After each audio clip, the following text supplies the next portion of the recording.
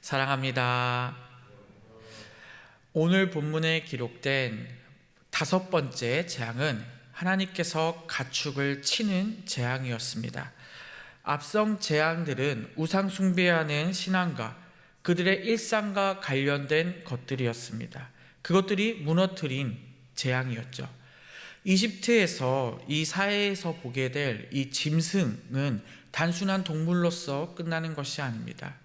이 짐승은 부와 번영의 상징이었습니다. 그리고 그들이 섬기는 소와 황소는 제사에까지 사용되는 아주 귀한 것들이었습니다. 오늘 모세는 하나님을 통해서 이 5번째 재앙, 짐승을 치는 재앙을 하게 됩니다.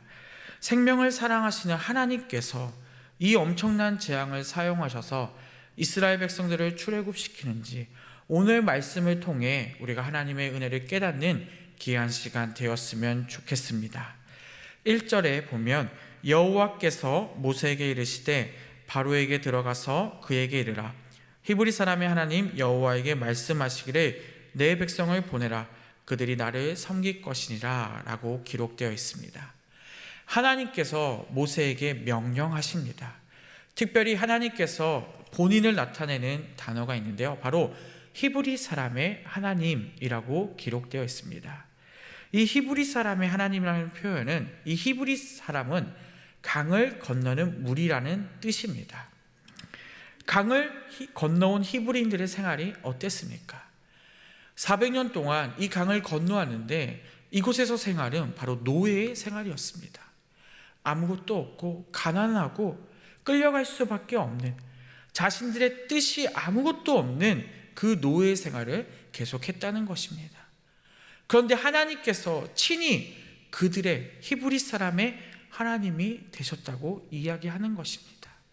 노예이지만 400년 동안 너무나도 힘든 삶을 살았지만 그 가운데서도 하나님께서 이 이스라엘 백성을 이끄시고 인도하셨다는 것입니다.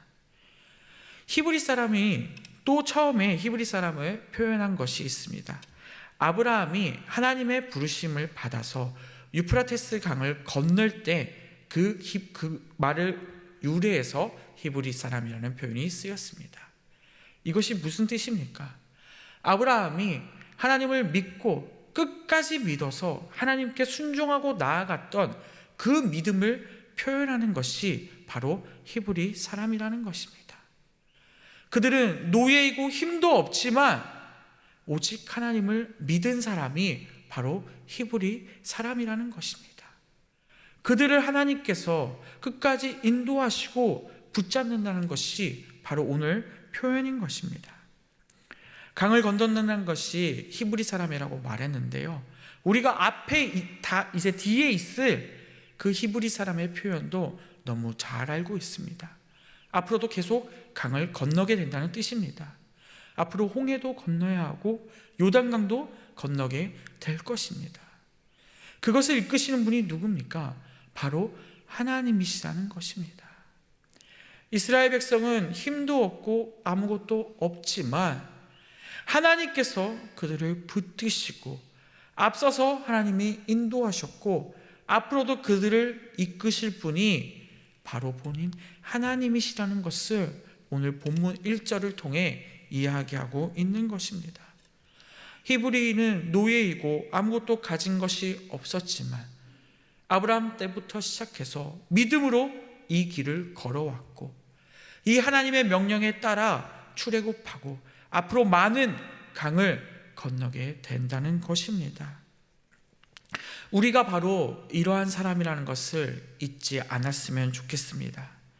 죄인인 우리가 하나님의 은혜로 하나님을 믿게 되었고 하나님의 자녀가 되었음을 믿으시기 바랍니다.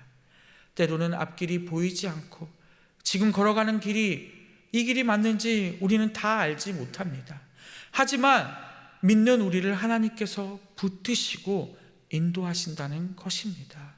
우리는 그 하나님께 순종하며 그 강을 건너는 우리 모든 성도님들이 되었으면 좋겠습니다. 놀라운 사실은 오늘도 내일도 하나님께서 강을 함께 건너주신다는 것입니다. 특별히 이 히브리 사람 뒤에 1절에 보면 여호와 하나님이라고 기록되어 있습니다. 우리는 이 단어를 너무 잘 알고 있는데요, 바로 엘로힘 야훼라는 뜻입니다. 이것은 전능하신 여호와 하나님이라는 것입니다. 그 하나님께서 1절에 오늘 우리와 함께 우리에게 명령하시고 약속해 주신다는 사실입니다. 그 하나님이 이끄시니 우리는 두려워할 필요가 전혀 없다는 것입니다. 그리고 우리 뒤에는 하나님이 항상 계신다는 사실을 기억하시기 바랍니다. 그 하나님께서 앞에 네 재앙을 이끄시고 또 오늘 5번째 재앙을 사용하십니다. 그런데 5번째 재앙은 앞선 재앙들과 좀 다릅니다. 바로 하나님께서 너무나도 사랑하시는 생명을 치는 일을 하시기 때문입니다. 하나님은 생명을 사랑하신다는 것을 우리는 이미 너무 잘 알고 있습니다. 길 잃은 어린 양 한 마리까지도 찾으시는 분이 바로 하나님 아니십니까? 그런데 하나님께서 이 생명을 치십니다. 그 이유가 2절에 있습니다. 내가 만일 보내기를 거절하고 억지로 잡아두면. 앞선 네 재앙을 이 바로와 그 이집트에게 보여주었음에도 불구하고 그들의 마음은 강팍하여서 변하지 않습니다. 오히려 더 이스라엘 백성을 핍박하고 그들 앞에서 하나님을 욕하는 지경에까지 있는 것입니다. 하나님의 위대하심과 위엄을 하나님께서 직접 보여주셨지만 이 바로는 하나님을 인정하지 않고 죄를 회개하지 않고 돌아오지 않고 있다는 것입니다. 바로는 끝까지 자기 자신의 자존심을 꺾지 않고 하나님을 끝까지 거부하게 됩니다. 결국 우리는 결과를 알고 있습니다. 하나님의 심판을 받게 되는 것입니다. 6절에 이틀날에 여호와께서 이 일을 행하시니 애굽의 모든 가축은 죽었으나 이스라엘 자손의 가축은 하나도 죽지 아니한지라. 이스라엘 백성의 가축은 죽지 않습니다. 반면에 애굽의 가축은 다 죽게 됩니다. 이 일을 누가 하십니까? 우리 한번 4절을 한번 같이 읽어봤으면 좋겠습니다. 여호와가 이스라엘의 가축과 애굽의 가축을 구별하니니 이스라엘 자손에게 속한 것은 하나도 죽지 아니하리라 하셨다 하라 하시고.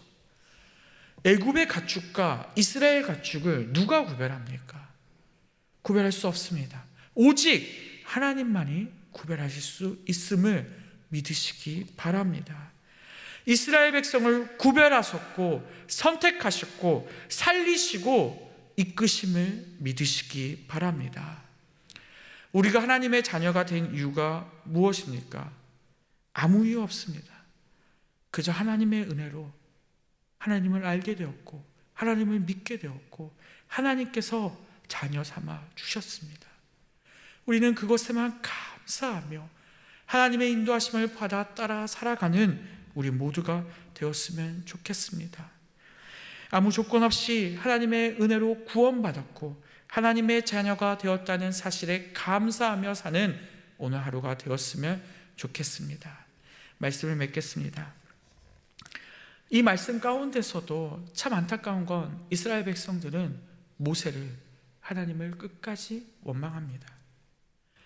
그럼에도 하나님은 계속해서 그들을 붙드시고 은혜 베푸시고 그들을 출애굽시키십니다. 우리 또한 주님의 은혜로 주님을 알게 되었고 주님을 믿지만 내 삶에서 주님께 회개하지 못하고 주님한테 돌아가지 못할 때가 있음을 고백합니다.